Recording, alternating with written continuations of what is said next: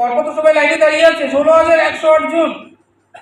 সুতরাং এবার কি বলছেন, আর হাত তুলছেন না, শর্টকাট করেছেন। বলছেন আগে বলছিলেন সৌভাগ্যবত ভব, সদা সুখী ভাব।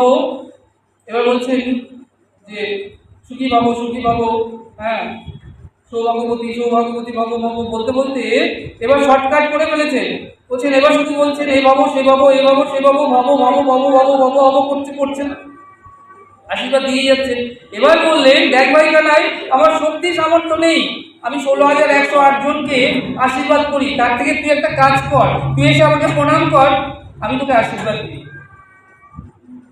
দেখুন বিশ্ব ব্রহ্মাণ্ডের নায়ক আমার গোবিন্দ, তিনি দরিদ্র ব্রাহ্মণ বিপ্রের চরণে প্রণাম করছেন।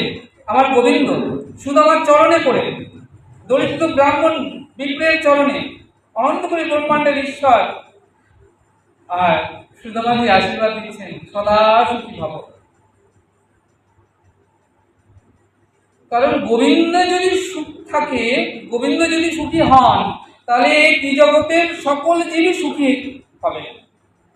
তাহলে আজকে কি করলেন, আশীর্বাদ দিলেন।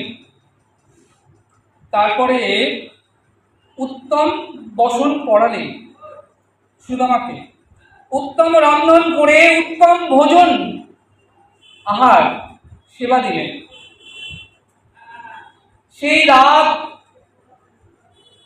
সেই বাল্য বন্ধুর গুরুকুলে অবন্তী নগরে সন্দীপন মুনির সঙ্গে যখন বনান্তরে ছিলেন, হ্যাঁ, সে সকল কত কথার মাঝে আজকে আবার গোবিন্দ বলছেন সুদামাকে, সুদামা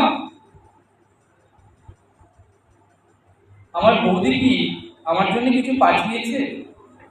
সুদামা বলছে দেখ ভাই কানাই, তোর সে কথা মনে আছে আমরা গুরুকুলে কেমন করে থাকতাম, কেমন করে একে অপরকে খাওয়াতাম, বৃষ্টির মধ্যে বনান্তর থেকে কাঠ কুড়িয়ে আনতাম। গোবিন্দ বলছে তুই ও কথা রাখ, আমি যেটা জিজ্ঞেস করছি তার উত্তর দে। আমার বৌদি কি আমার জন্য কিছু পাঠিয়েছে? সুদামাজি মনে মনে ভাবছেন স্বর্ণ থালায় আমাকে চরণ দৌত করেছে যিনি লক্ষ্মীপতি দ্বারকাধীশ, আমি কেমন করে তার সামনে 4 মুষ্টি তন্দুল বের করে বলবো যে এটা তোর বৌদি পাঠিয়েছে?